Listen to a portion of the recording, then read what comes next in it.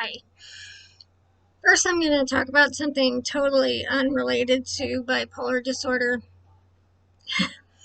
and it's okay.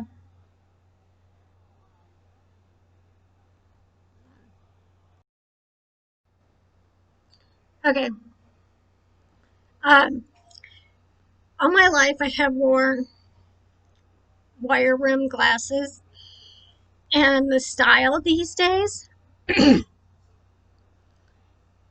I hate. I hate. They went from like super rectangular, big, oh, hideous, um, ugly, and now they're just uglier. They're like big, and I hate glasses that like dip down and show more of your cheek than your eye. I have a small head, so these things look like clown glasses on me. Not these, but and no wire rim. And at the time I got these, I still worked at the animal shelter, and they had some really expensive wire rimmed that I didn't want to get because I have had dogs jump on me and get my glasses. I've had my glasses land in a pile of poo. So I wasn't going to buy that expensive of a frame just to get the wire rim. And so I finally found these that my eye, you see my eyes, not my cheeks. They're children's frames. Um, because I have a narrow head. I got these really neat binoculars to look at the moon, and I can't use them because you put them down as far as you can go, and I still can't. I need to get some children's binoculars, I guess. But so anyway, you can't see it anymore now, but I'm probably going to put more in. I had dyed a little bit of this in front pink, and it looks stupid with these glasses. And so I had been putting on my old glasses for videos just because I liked the way they looked better. Um, I asked them to yet again just make me lenses to put in these, and they they said the frames were too old and they'd done it once or twice already, that they refused to do it because um, they break. And I can't see very well. I can't read anything with them. I have to have the new ones here, which I hate. Well, I don't exactly hate them. Anyway, in case you noticed that in some of the videos I was wearing the wire rim, that's because these clashed with pink and I was feeling a little vain. Okay, also, I wanted to mention I had only just very recently been experimenting with TikTok, trying to bring my, I hate this phrase, content. It's almost as bad as narrative. I get overused words.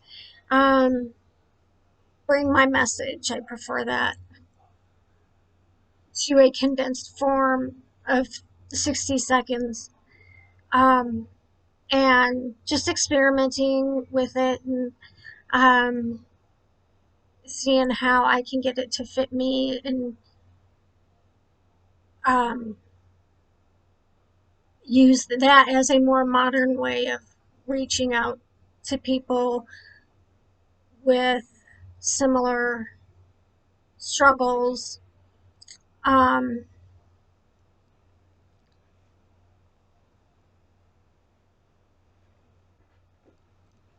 I'm not looking to be TikTok famous or or get rich off of social media. I just want to, um, you know, extend a hand to other people who get it and need someone that gets it. Um, but there's all this weird talk about it being banned. Um, so I'm gonna save the videos I made for it and put them on my channel here, the ones that are related to bipolar disorder. Excuse me. Um, in case you want to know, the TikTok, on TikTok, I'm Megan MG, MEGHANMG. And I'll explain that Penny Ann is actually the name of my dog that passed away several years ago, but she was my, she got me out of the depression that, she just got me out and into recovery, I guess you'd call it. And so I had used that username for a lot of things, but my name is actually Megan. Um, but I don't care. I don't mind if people say Penny. Um, saying a lot because I didn't practice this part in my head. So anyway, I'm gonna try to get them posted on here, just because some of them are just cute and funny, but still related to the topic. So today I was actually going to do videos of Finnegan doing his things, but I can't because yesterday I took him for a hike. Um, and at the end, he was covered in burrs or pickers, whatever you want to call them, little things, from head to toe. And his fur is super fine. And he had just like basically a helmet of matted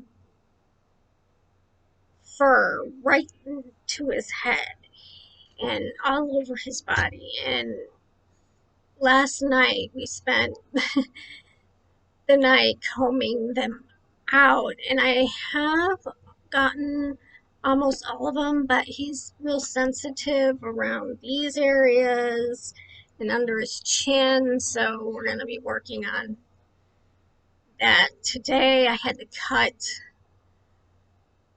to like work some of it up enough, high enough, so I could safely just cut it out. I'm trying to save a groomer bill because he had just went not too long ago and it's not cheap. Um, and we have clippers, but he would probably freak out from that. I don't see him doing well with that. So he's not in any state to be seen yet. But I am going to do that. Today I decided instead to talk about the tiny things you can do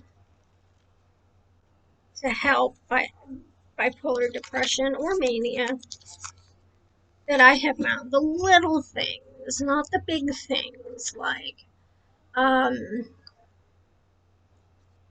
that, and it's always very vague. Get more exercise, eat better. Um, I'm talking about the very little things that are manageable even when you're at your probably worst. things that I have learned myself and things that I have learned from sources. So obviously the first one, I have a list here. Shower and get dressed at the bare minimum at some point in the day, preferably right when you wake up. Um, because if you do that, if you manage that, even if you're kicking and screaming the whole time, like you're dragging yourself in and you're bitching to yourself the whole time, I don't know why I'm doing this, I'm not going anywhere. Um, what's the point? Um,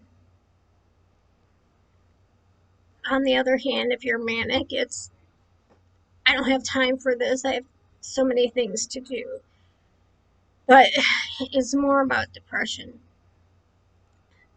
Um, I always found that when I opened my eyes and I felt like my first thought was, why get out of bed?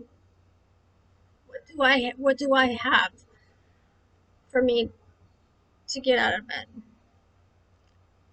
That was my cue to drag myself to, even if it's sweats, just clean clothes and a shower, because you're more likely to do other things that are good for you in that day. It might be the only thing you accomplish that day, but you're more likely to do more things that day if you have showered and dressed in clean clothes. um, and I can tell you that there have been times when I really did think, why bother, you know, and I drag myself through it, and I keep telling myself I'm in the shower, I'm like, I'm just gonna go right back to bed. But I find that I'm more likely to not um, go back to bed. And then the next thing is make your bed.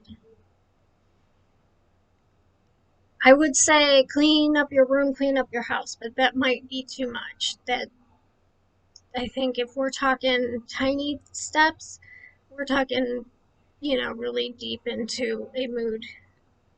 So making the bed makes a room look like 75% tidier. Orderly is more a better word. Um, and it is true that our living space is a direct reflection of our brain um, function, where we're at, um, and we do things to project our mood state onto our environment. And for example, you have a soda. You sit the empty can down wherever, not throwing it away, just letting stuff accumulate because why, whatever. And you are causing your environment to become a direct reflection of what's going on in your head. And the reverse is very true. The more orderly, and I'm not talking OCD, orderly that you make your space, the more orderly your brain becomes. And I know that we can be in depressions where cleaning a room is just a huge, it's just so, if you just even think about it, it's overwhelming and there's no way it's going to happen.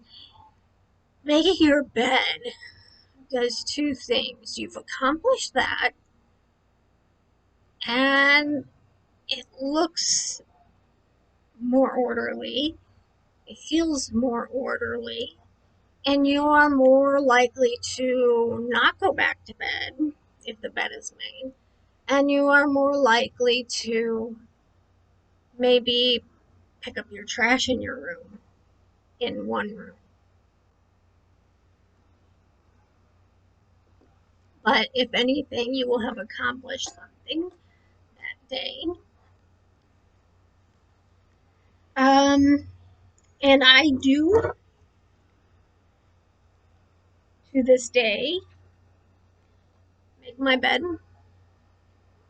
every day. And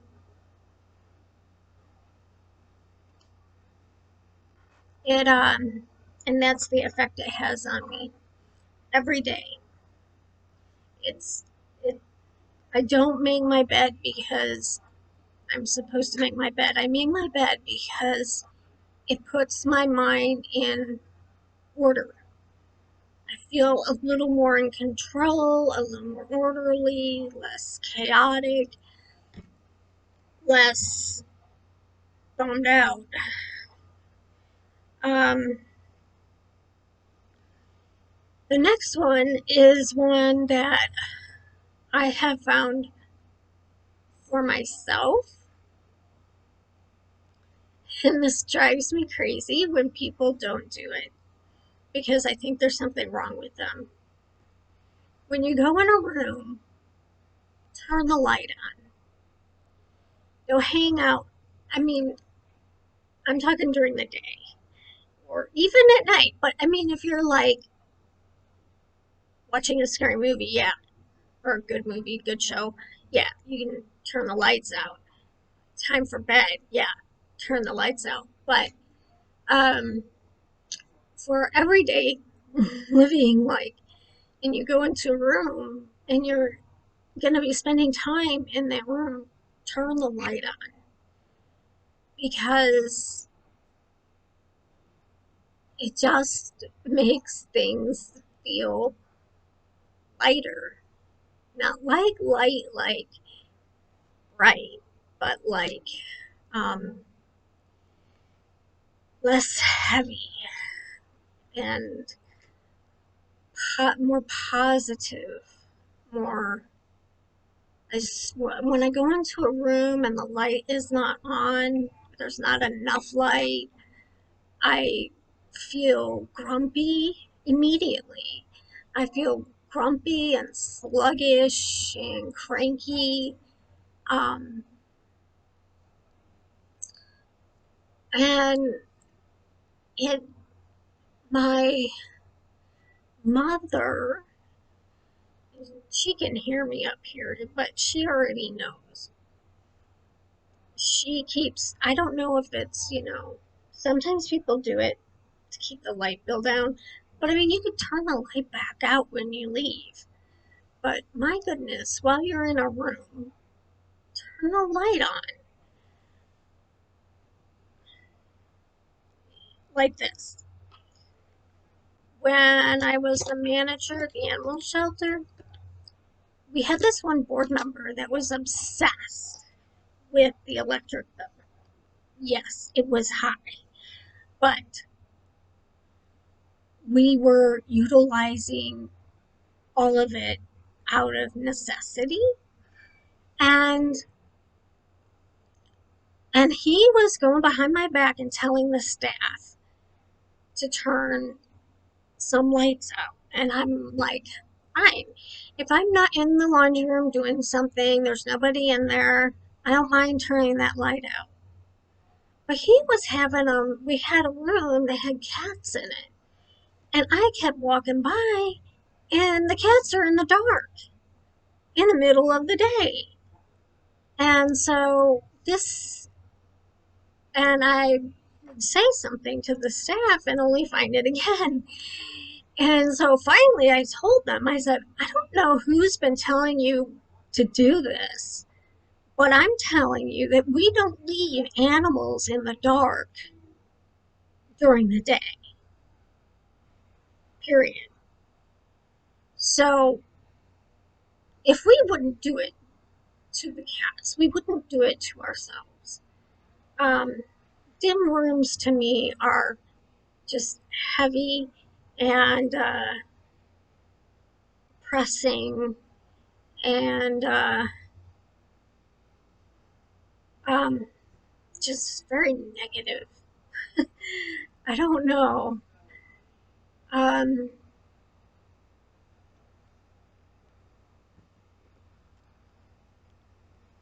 like lots of lights. I usually have these two lights on, but I put a new bulb in one that lights blue, and it makes things look a little weird. So, but yeah, I like my light. Um, and this one is proven, and you probably have heard it before. You need 15 minutes of sunlight for two reasons. It's good for your bones, um, but for your mood, you need you need to what is you need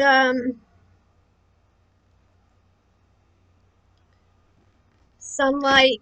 It can't be through a window that is UV protective, or it goes through your eyes. It's not through your skin. The benefit it's through your eyes, so you can't wear the sunglasses. And you just need 15, 20 minutes, but 15 is fine. And it doesn't have to be direct. You can sit under a tree, but um,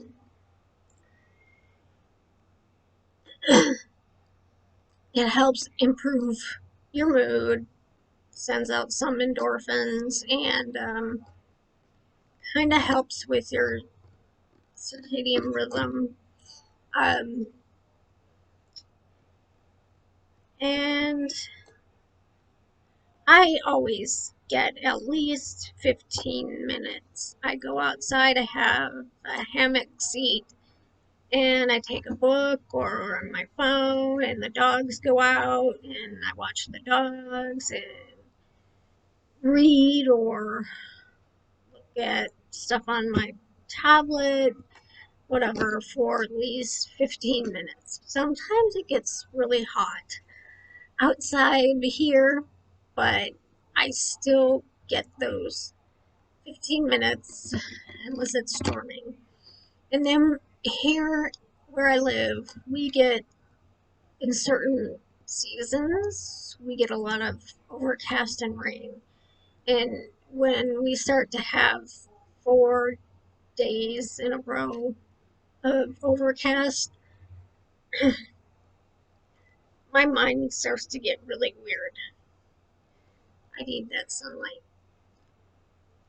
But interestingly, I have found that when I am manic, sunlight actually perpetuates that mood for me. I feel higher and higher the more sunlight I get. It's very strange, especially when it's really hot. Luckily, I can't do that anymore because, due to medication, I can't tolerate the sun. The heat. The sun's fine. It's the heat and humidity. But, um, oh, I used to, when manic, really like to be out in the sun because I don't know, it did something to my brain. It was like my brain was being tickled and expanded, and I was just in some sort of amusement park going on in my head. The other thing is get out of the house now. That doesn't mean you have to go to a dinner party or a concert or a movie. That means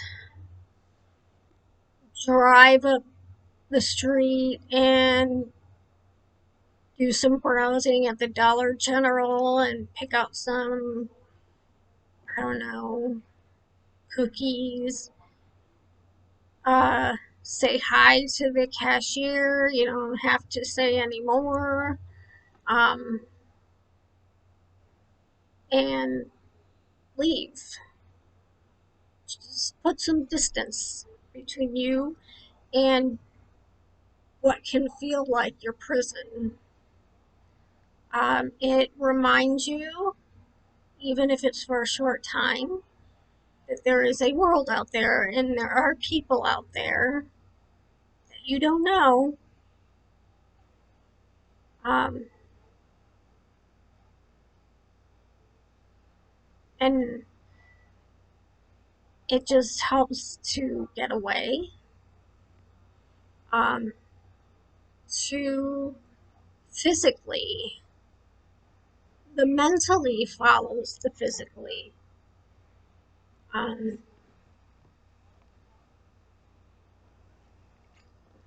or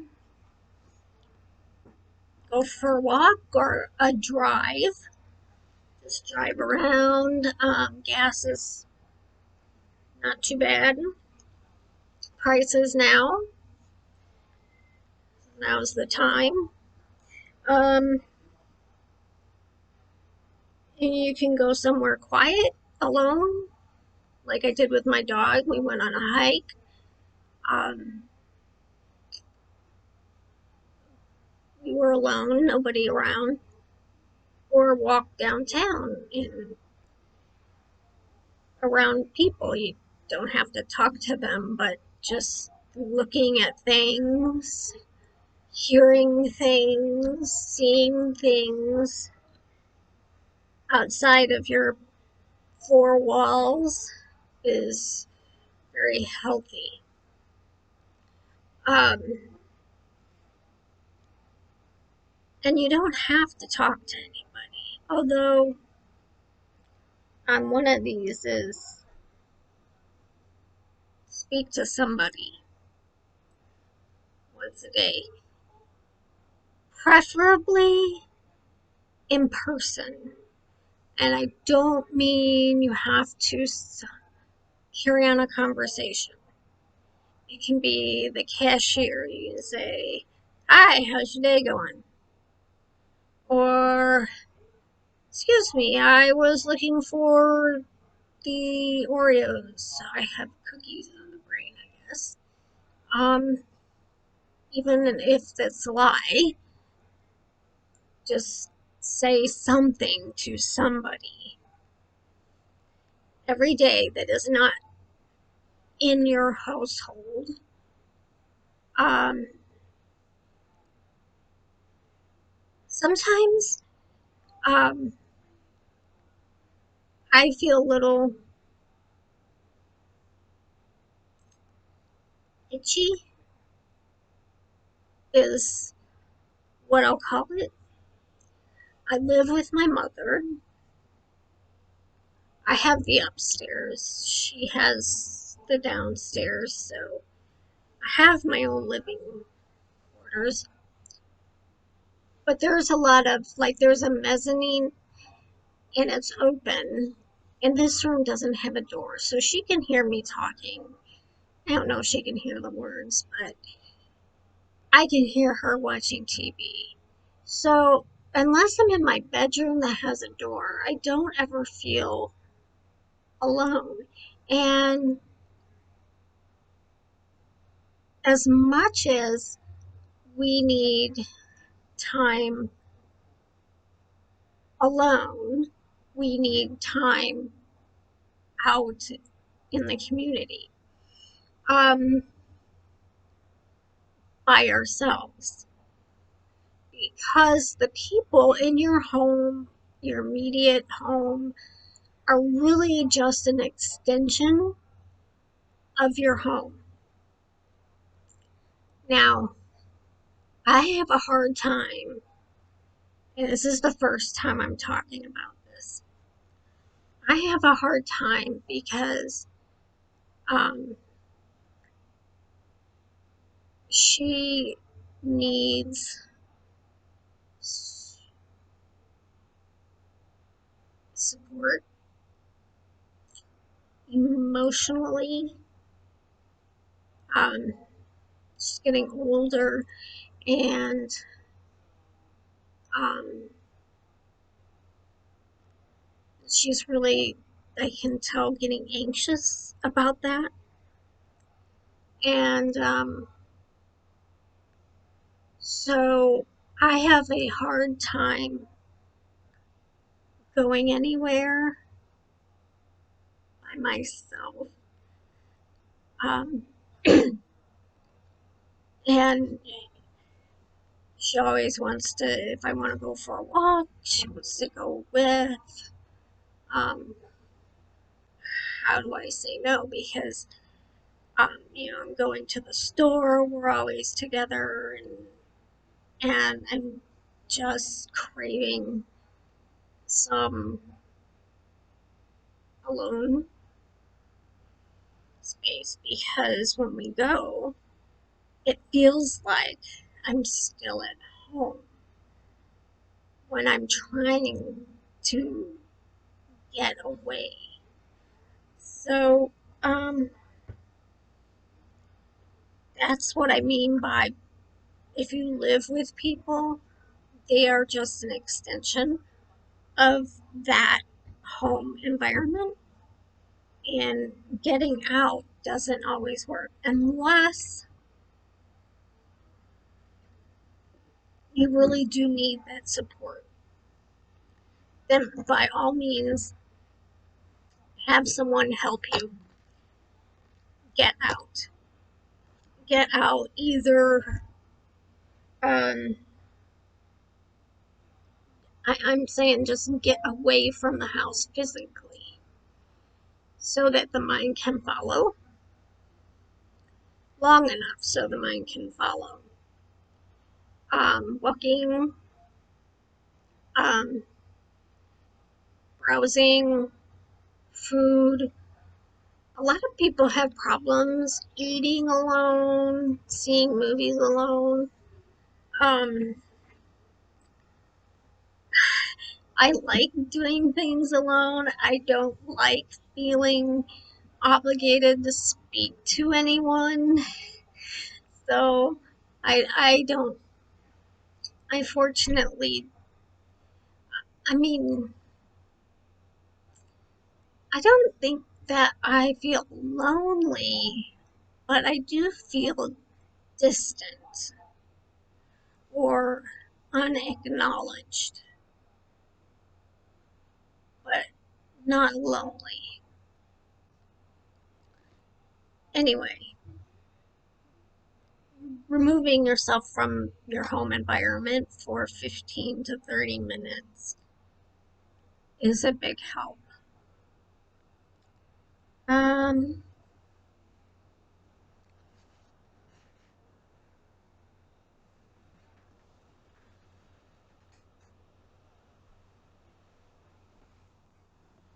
I don't know if I needed more light. And, oh, okay. A schedule. Make a schedule, follow it, account for every hour. Even if it is get up, have breakfast, coffee, make bed,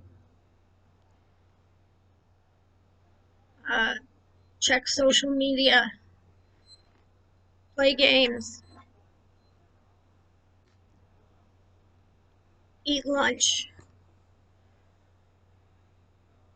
walk for 15 minutes. Just account for every hour and follow it every day. Most importantly, a wake up time, a any medication you take it at the same time every day, same dose, same time every day except for your PRNs. Um, that helps your body. Uh, our bodies like rhythm. We have, like, I know you probably heard of the circadian rhythm, but I don't know what their names off the top of my head, but there are other rhythms that our bodies go through. And everyone is different, so you can tailor your schedule to you. Like, the earliest I can get up and function through the day is 9:30, and that's pushing it. Sometimes it's 10. But my brain is still going late. I don't eat, no matter when I take my medication at night, I don't fall asleep till like 1 o'clock. That's my natural rhythm. I have always worked evening and nights because I am not at my peak anywhere during the day. I peak, I start doing best about starting at 3 p.m. I peak about 7 p.m. It's where I'm my most creative, between like 7 and 10. Most innovative and on top of things, um, and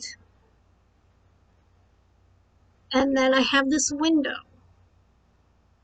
If I don't fall asleep by 2, the odds that I'm going to get to sleep start to lower.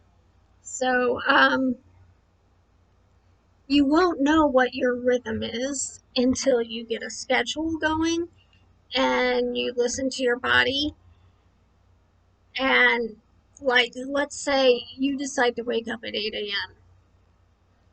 and you end up drowsy all day. Now, if you work, you may not have a choice, but if you don't work, you can. Well, then get up at 9 and see if you're more awake during the day. Maybe you have a different rhythm than most people. I have a little bit of a hard time convincing my doctors that I have a different rhythm. I have always had this rhythm, even as a child. It was always commented on. Um, I had a hard time getting to school. I stayed up late. Um, they said I was a night owl. So nobody's the same. Adjust your schedule, find your rhythm, and you have to go at it for at least a week to start to feel the benefits.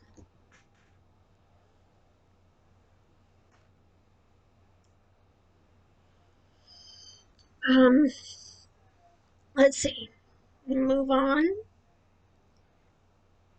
Meditation.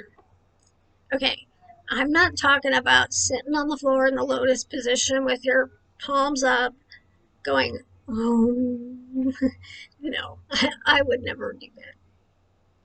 If you get on YouTube and you look up guided meditation for depression and anxiety, there are all these different meditations. And some of them are 5 minutes long, some are 10 minutes long, some are about an hour. That's crazy. My favorite one is a 20-minute one, and I really like this guy's voice. You have to, like, if you don't like their voice, then just stop it and move on to another one until you find one you like. But I like this guy's voice, and he takes you on an actual guided meditation. You're on this platform, it's noisy, like a train station. It's really noisy, and it's supposed to represent all the chaos in your head.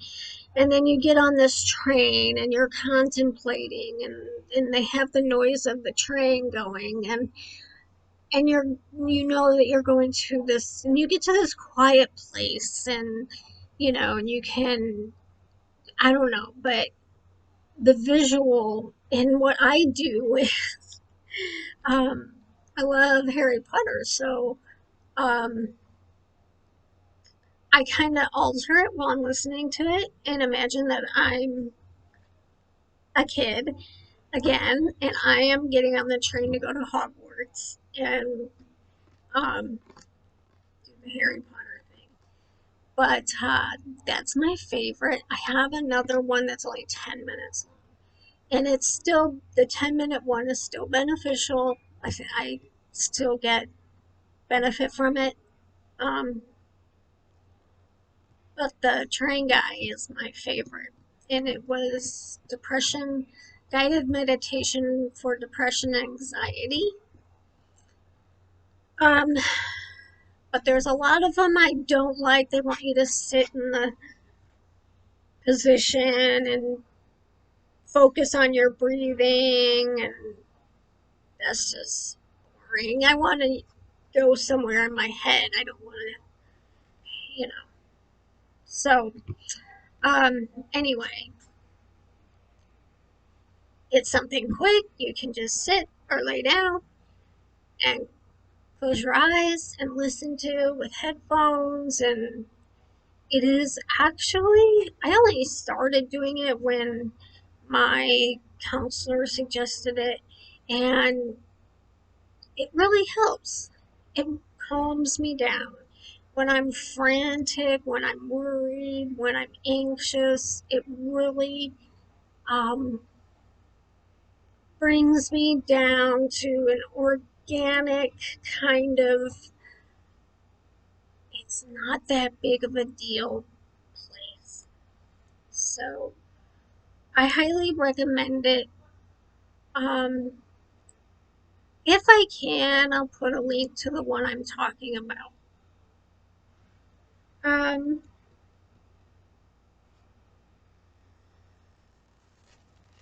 oh my god, I have so many more. Maybe I should make 2 videos. Okay, I'm gonna make 2 separate videos. So I'm gonna say goodbye for this one and then make another. See you in a minute.